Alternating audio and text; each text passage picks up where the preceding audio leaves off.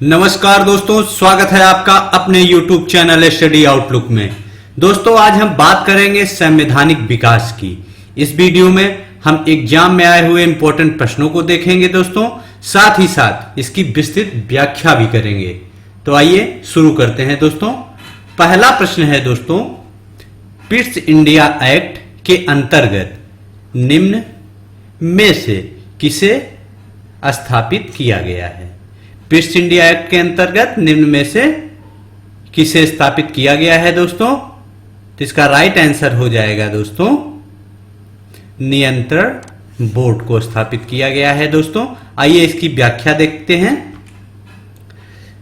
सन 1773 ईस्वी के regulating act दोस्तों, सन 1773 ईस्वी के रेगुलेटिंग एक्ट की कमियों को दूर करने और ईस्ट इंडिया कंपनी के भारतीय क्षेत्रों के प्रशासन को अधिक समक्ष और उत्तरदायित्व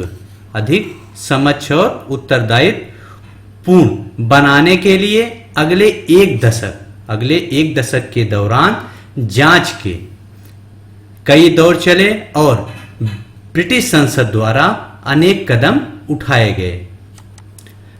1773 के रेगुलेटिंग एक्ट की कमियों को दूर करने के लिए दोस्तों, ईस्ट इंडिया कंपनी के भारतीय क्षेत्रों के प्रशासन को अधिक सक्षम और दायित्वपूर्ण बनाने के लिए अगले एक दशक के दौरान जांच के कई दौर चले और ब्रिटिश संसद द्वारा अनेक कदम उठाए गए दोस्तों। इसमें सबसे महत्वपूर्ण कदम जो था दोस्तों, 1784 ईस्वी में पिट्स इंडिया के भारत अधिनियम, जिसको पिट्स इंडिया एक्ट भी कहते हैं दोस्तों, को पारित किया जाना था। इसका नाम दोस्तों बहुत इंपॉर्टेंट है, अधिकतर पूछता है, तो ध्यान से देखिए। इसका नाम ब्रिटेन के तत्कालीन युवा प्रधानमंत्री विलियम पिट्स के नाम पर रखा गया था। पिट्स इंडिया एक्ट 1784 द्वारा इंग्लैंड में सरकार के अधीन एक नियंत्रण बोर्ड की स्थापना की गई दोस्तों।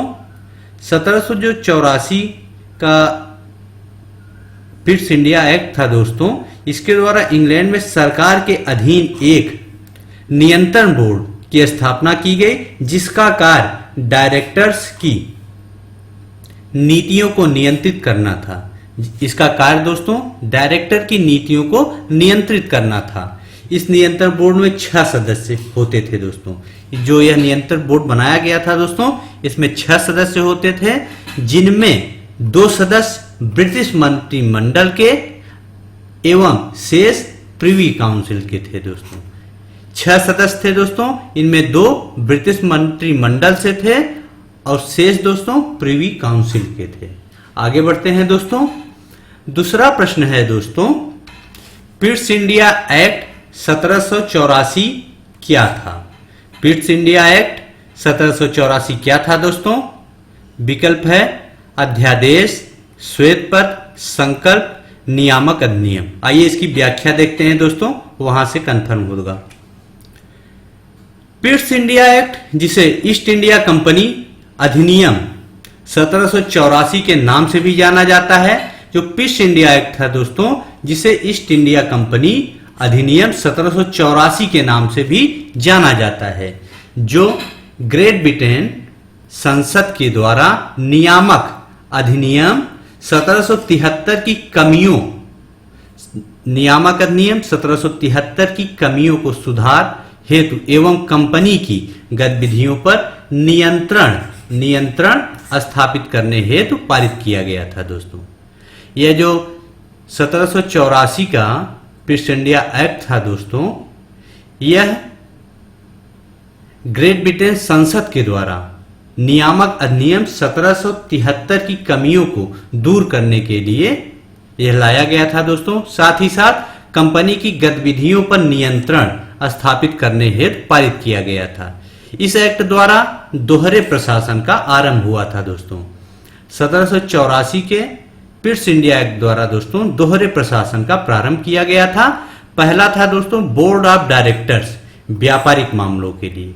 बोर्ड्स ऑफ डायरेक्टर दोस्तों यह व्यापारिक मामलों के लिए था।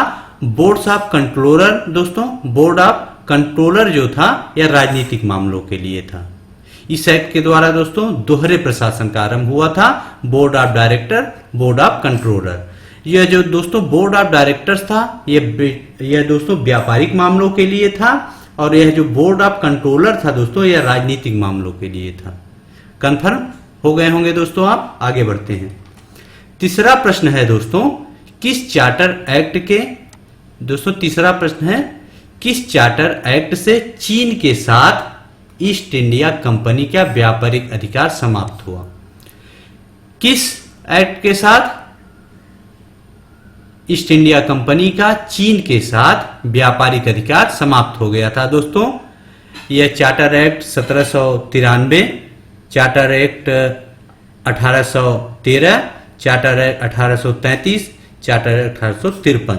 तो इसका राइट आंसर हो जाएगा दोस्तों चार्टर एक्ट 1833। तीसरा ऑप्शन सही है। चलिए इसकी व्याख्या देखते हैं।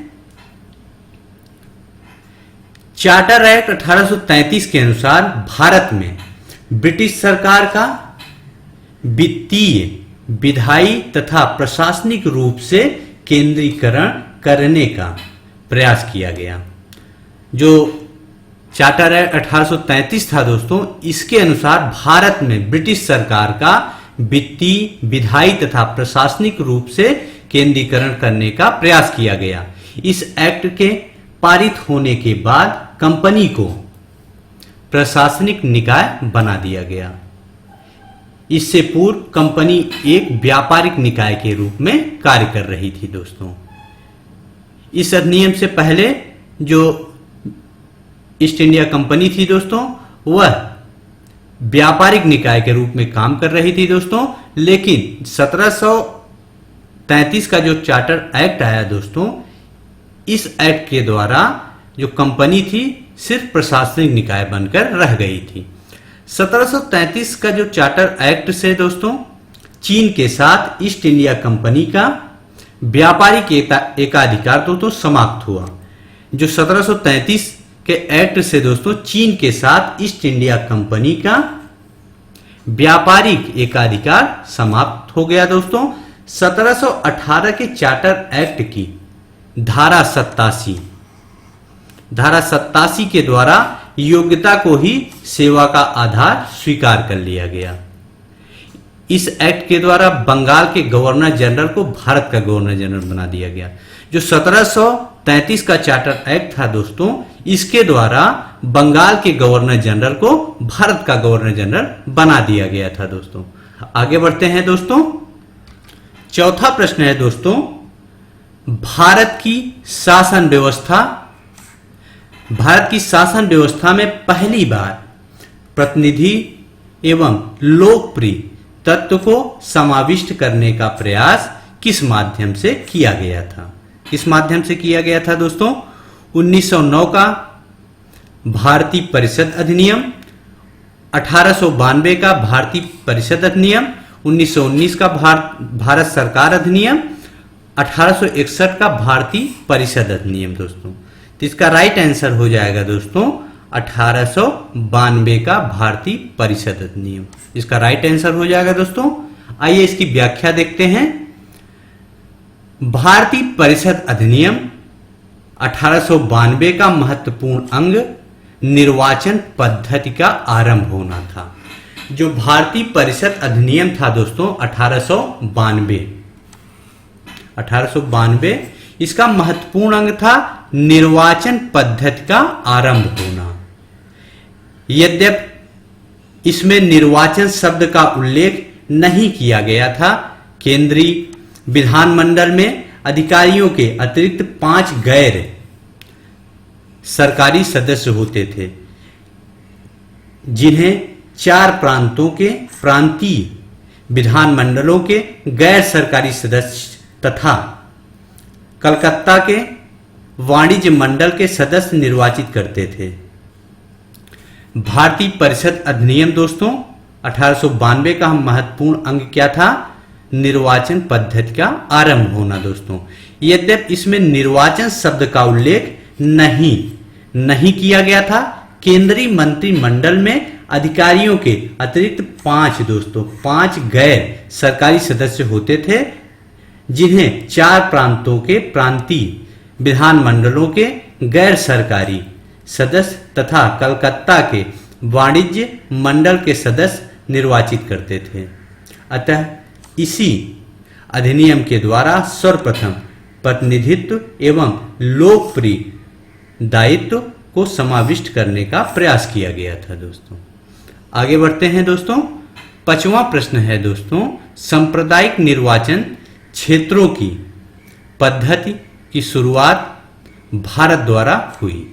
सांप्रदायिक निर्वाचन क्षेत्रों की पद्धति की शुरुआत भारत द्वारा हुई। दोस्तों 1919 के मॉन्टेग्यू चेम्स्फोर्ड सुधार, 1909 के मिंटो मार्ले सुधार, 1935 का भारत सरकार अधिनियम, 1892 का भारतीय काउंसिल अधिनियम। तो इसका राइट आंसर हो जाएगा दोस्तों 1909 के मार्ले मिंटो सुधार के द्वारा। आइए इसकी व्याख्या देखते हैं। दोस्तों वर्ष 1909 में भारत परिषद अधिनियम, जिसे मार्ले मिंटो सुधार भी कहा जाता है, लाया गया। वर्ष 1909 में भारत परिषद अधिनियम, जिसे मार्ले मिंटो सुधार भी कहा जाता है, लाया गया। दोस्तों इस अधिनियम द्वारा चुनाव प्रणाली के सिद्धांत को भारत में पहली बार मान्यता मिली। 1909 के भारत परिषद अधिनियम के द्वारा दोस्तों चुनाव प्रणाली के सिद्धांत को भारत में पहली बार मान्यता मिली।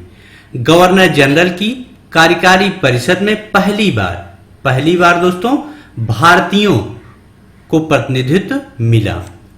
गवर्नर जनरल की कार्यकारी परिषद में पहली बार दोस्तों भारतीयों को प्रतिनिधित्व मिला तथा केंद्रीय एवं विधान परिषद के सदस्यों को सीमित अधिकार भी प्रदान किए गए।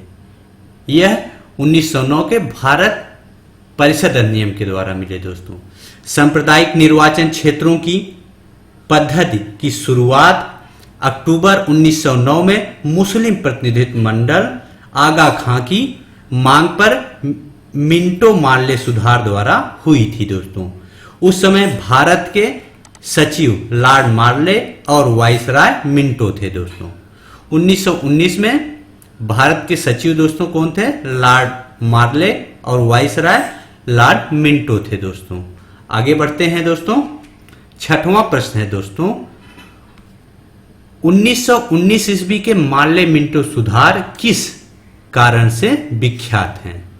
1909 ईस्वी के दोस्तों मार्ले मिंटो सुधार किस कारण से विख्यात हैं? पृथक निर्वाचन मंडल, प्रांतीय स्वशासन, प्रांतीय दायित्व और संघवाद। तो चलिए दोस्तों इसका आंसर है पहला, पृथक निर्वाचन मंडल। दोस्तों इसका आंसर हो जाएगा पृथक निर्वाचन मंडल। आइए इसकी व्याख्या देखते हैं। दोस्तों 1919 ईस्वी का मार्ले मिंटो सुधार क्या था?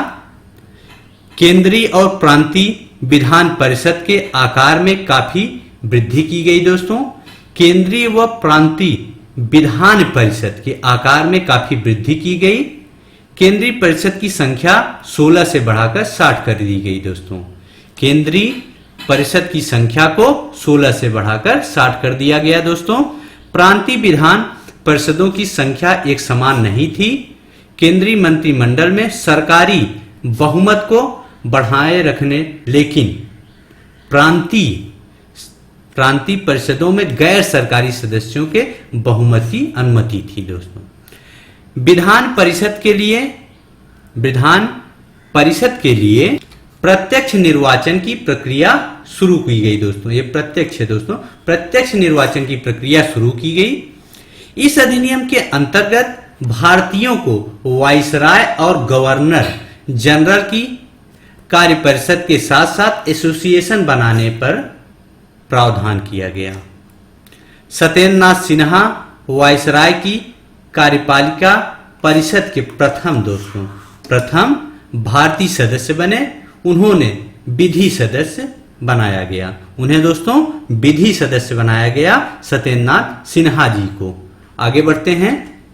7वां प्रश्न है दोस्तों, भारतीय परिषद अधिनियम 1909 का सर्वग्राही नाम है। भारतीय परिषद अधिनियम 1909 का सर्वग्राही नाम है। तो देखते हैं। न्यायपालिका अधिनियम, मॉन्टेग्यू चेम्सफोर्ड सुधार, मार्ले मिंटो सुधार, संसद अधिनियम। तो इसका राइट आंसर हो जाएगा दोस्तों मिंटो मार्ले सुधार। तीसरा ऑप्शन सही है। आगे बढ़ते हैं दोस्तों। 8वां प्रश्न है दोस्तों, भारत में प्रांतीय स्वायत्तता शुरू की गई थी।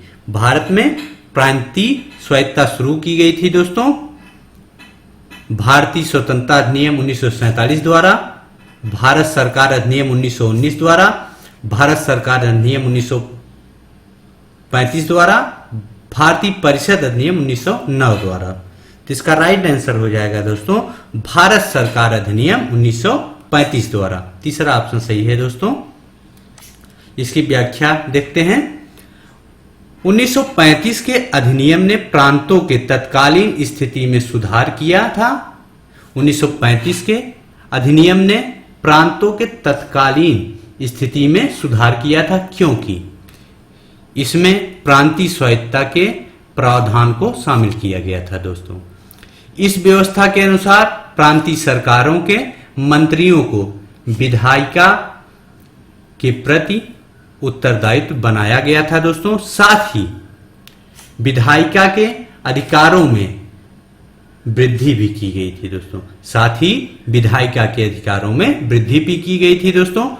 इस अधिनियम में द्वैत प्रणाली को समाप्त किया गया दोस्तों। इस अधिनियम के द्वारा द्वैत प्रणाली को समाप्त किया गया दोस्तों। ब्रिटिश भारत और कुछ या सभी रियासतों के लिए भारत संघ की स्थापना का प्रयास किया गया दोस्तों। ब्रिटिश भारत और कुछ या सभी रियासतों के लिए भारत संघ की स्थापना का प्रयास किया गया। सिंध प्रांत को बंबई से अलग कर दिया गया। सिंध प्रांत को दोस्तों बंबई से अलग कर दिया गया किसके द्वारा दोस्तों 1935 के अधिनियम द्वारा। सिंध प्रांत को बंबई से अलग कर दिया गया दोस्तों। बिहार और उड़ीसा नाम से अलग अलग प्रांतों में बांट दिया गया। 1935 के अधिनियम द्वारा दोस्तों बर्मा को भारत से पूर्णतया अलग कर दिया गया दोस्तों। ये भारत लिखा है। बर्मा को भारत से पूर्णतः अलग कर दिया गया। अदान को भी भारत से अलग कर एक स्वतंत्र उपनिवेश बना दिया गया। 1935 के अधिनियम द्वारा दोस्तों अदन को भी भारत से अलग करके एक स्वतंत्र उपनिवेश बना दिया गया। संघीय न्यायालय की स्थापना की गई दोस्तों। यह सब 1935 के अधिनियम द्वारा किया गया। आगे बढ़ते हैं दोस्तों। किस अधिनियम की महत्वपूर्ण विशेषता प्रांतीय स्वायत्तता थी? किस अधिनियम की महत्वपूर्ण विशेषता दोस्तों प्रांतीय स्वायत्तता थी? 1935 के, 1909, 1919, 1858। तो इसका राइट आंसर हो जाएगा दोस्तों 1935। आइए इसकी व्याख्या देखते हैं। भारत सरकार अधिनियम 1935 की सर्वप्रमुख विशेषता प्रांतीय स्वायत्तता की स्थापना थी दोस्तों। इसके द्वारा प्रांतों में द्वैत शासन का अंत और पूर्ण उत्तरदायी शासन की स्थापना की गई। भारत सरकार अधिनियम 1935 की सर्वप्रमुख विशेषता प्रांतीय स्वायत्तता की स्थापना थी दोस्तों। इसके द्वारा प्रांतों में द्वैध शासन का अंत और पूर्ण उत्तरदायी शासन की स्थापना की गई। इसके द्वारा केंद्र में द्वैध शासन की शुरुआत की गई दोस्तों। इस अधिनियम के द्वारा दोस्तों केंद्र में द्वैध शासन की शुरुआत की गई। हालांकि 1935 के अधिनियम में प्रांतीय स्वतंत्रता, जिसे कुछ उपयोगी और महत्वपूर्ण सुधार शामिल थे, लेकिन फिर भी भारत सरकार अधिनियम 1935 भारत के संवैधानिक विकास के इतिहास का वह बिंदु था जहां से पीछे की ओर लौट सकना था दोस्तों। इसका मतलब है दोस्तों, भारत सरकार अधिनियम 1935 के संवैधानिक विकास के इतिहास का वह बिंदु था, इतिहास का दोस्तों वह बिंदु था जहां से पीछे की ओर नहीं लौटा जा सकता था दोस्तों। आगे बढ़ते हैं।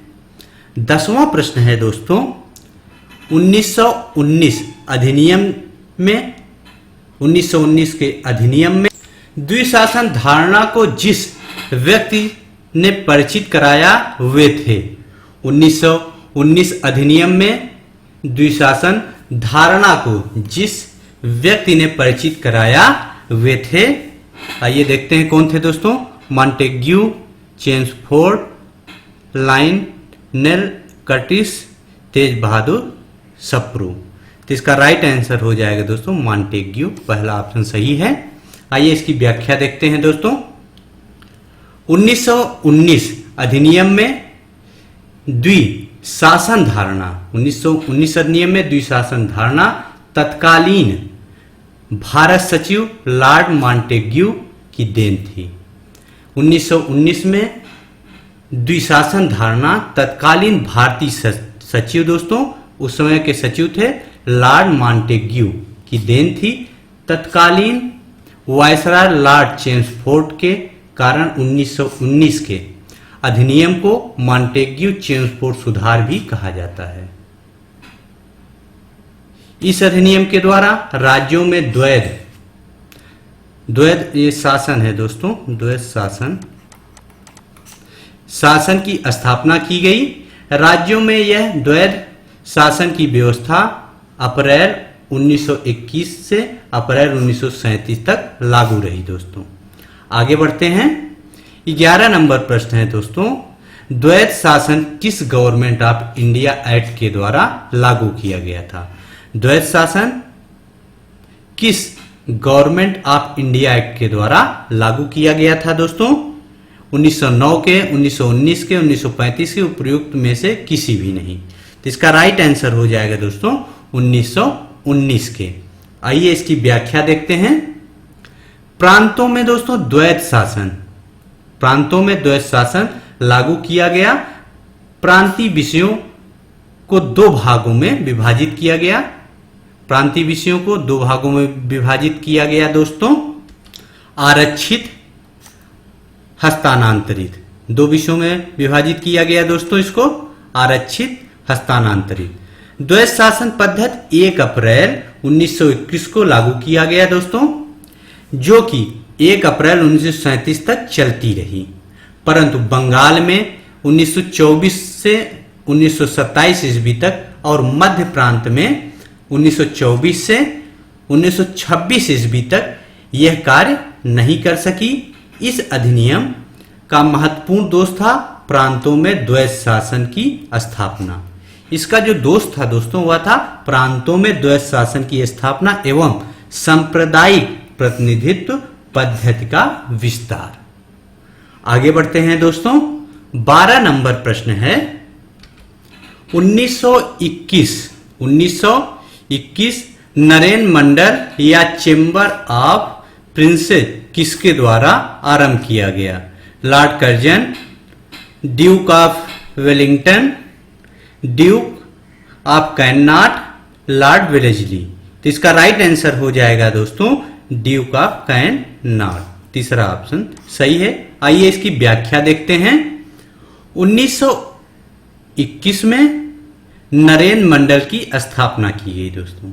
1921 में दोस्तों नरेन मंडल की स्थापना की गई।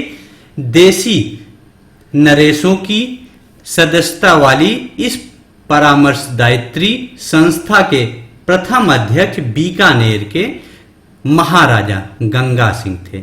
इसके अध्यक्ष दोस्तों बीकानेर के महाराजा गंगा सिंह जी थे। 1920 के दशक में ब्रिटिश भारत में संवैधानिक सुधारों की मांग होने लगी। बटलर समिति और साइमन कमीशन की रिपोर्ट के बाद भारत में दोस्तों संवैधानिक सुधारों के विषय में लंदन में 3 गोलमेज सम्मेलन आयोजित किए गए, जिसमें देशी नरेशों ने भाग लिया। 1921 नरेन मंडल या chambers of princess Duke of cannot द्वारा आरंभ किया गया था दोस्तों। यह ड्यूक ऑफ कैनाट द्वारा आरंभ किया गया था दोस्तों। मॉन्टेग्यू चेम्सफोर्ड सुधारों में इसका सुझाव नरेन मंडल के रूप में किया गया और फरवरी 1921 में इसका विधिक उद्घाटन किया गया था दोस्तों। इस नरेन मंडल में प्रतिनिधित्व के लिए रियासतों को 3 श्रेणियों में बांटा गया था दोस्तों। आगे बढ़ते हैं। 13 नंबर प्रश्न है दोस्तों, भारत की संविधान सभा किसके द्वारा गठित की गई? भारत की संविधान सभा किसके द्वारा गठित की गई दोस्तों? क्रिप्स प्रस्ताव, साइमन आयोग का प्रस्ताव, माउंटबेटन योजना, मंत्रिमंडली शिष्टमंडल योजना जिसको कैबिनेट मिशन योजना भी कहते हैं। तो इसका राइट आंसर हो जाएगा दोस्तों चौथा, मंत्रिमंडली शिष्टमंडल योजना जिसको कैबिनेट मिशन योजना भी कहते हैं। आइए इसकी व्याख्या देखते हैं दोस्तों। वर्ष 1946 में ब्रिटेन के प्रधानमंत्री दोस्तों इटली, वर्ष 1946 में ब्रिटेन के प्रधानमंत्री दोस्तों इटली ने प्रधानमंत्री ने भारत एक 3 सदस्यीय उच्च स्तरीय शिष्टमंडल भेजने की घोषणा की। भारत में एक 3 सदस्यीय उच्च स्तरीय शिष्टमंडल भेजने की घोषणा की थी दोस्तों। इस शिष्टमंडल में ब्रिटिश कैबिनेट के 3 सदस्य थे। जो यह शिष्टमंडल भारत आया था दोस्तों 3 सदस्यीय, उसमें ब्रिटिश कैबिनेट के 3 सदस्य थे। कौन कौन थे आइए देखते हैं दोस्तों, कौन कौन यह सदस्य थे। लॉर्ड पैथिक लॉरेंस भारत सचिव, यह जो लॉर्ड पैथिक लॉरेंस थे यह भारत सचिव थे दोस्तों। सर स्टेफर्ड क्रिप्स व्यापारिक बोर्ड के अध्यक्ष थे। यह जो क्रिप्स जी थे दोस्तों यह व्यापारिक बोर्ड के अध्यक्ष थे। एबी अलेक्जेंडर दोस्तों एडमिरल्टी के प्रथम लॉर्ड या नौसेना मंत्री थे दोस्तों। कैबिनेट मिशन की अनुशंसा के आधार पर भारतीय संविधान की निर्माण करने वाली संविधान सभा का गठन जुलाई 1946 में किया गया था दोस्तों। आगे बढ़ते हैं। 14 नंबर प्रश्न है दोस्तों, रॉलेट एक्ट 1919 किसके काल में लागू किया गया? रॉलेट एक्ट 1919 किसके काल में लागू किया गया था दोस्तों? Lord Chelmsford, Lord Minto, Lord William, Lord Bentinck. तो इसका राइट आंसर हो जाएगा दोस्तों लॉर्ड चेम्सफोर्ड। पहला ऑप्शन सही है दोस्तों, लॉर्ड चेम्सफोर्ड। आइए इसकी व्याख्या देखते हैं। रॉलेट एक्ट 1919 ईस्वी में लॉर्ड चेम्सफोर्ड के काल में लागू किया गया। रॉलेट एक्ट जो था दोस्तों यह लॉर्ड चेम्सफोर्ड के काल में लागू किया गया था। भारत में क्रांतिकारियों के प्रभाव को समाप्त करने तथा राष्ट्रीय भावना को कुचलने के लिए ब्रिटिश सरकार के न्यायाधीश सर सिडनी, इनका नाम था दोस्तों, अधिकतर एग्जाम में पूछा जाता है, सर सिडनी रॉलेट की अध्यक्षता में गठित कमेटी के सुझावों को मार्च 1919 में लागू किया गया। रॉलेट जो यह न्यायाधीश थे दोस्तों जिनका नाम था सिडनी रॉलेट, इनकी अध्यक्षता में एक समिति गठित की गई जिनके सुझावों पर मार्च 1919 में यह लागू किया गया था दोस्तों रॉलेट एक्ट। इस विधेयक के अनुसार मजिस्ट्रेटों के पास यह अधिकार था कि वह किसी भी संदेहास्पद व्यक्ति को गिरफ्तार करके उस पर मुकदमा चला सकते थे तथा उसे अनिश्चित काल तक के लिए जेल में रख सकते थे। इस एक्ट को बिना अपील, बिना वकील तथा बिना अपील या तथा बिना दलील का कानून भी कहा गया। अधिकतर एग्जाम में यह पूछा जाता है दोस्तों, वह कौन सा एक्ट था जिसे बिना अपील, बिना वकील, बिना दलील का भी कानून कहा गया।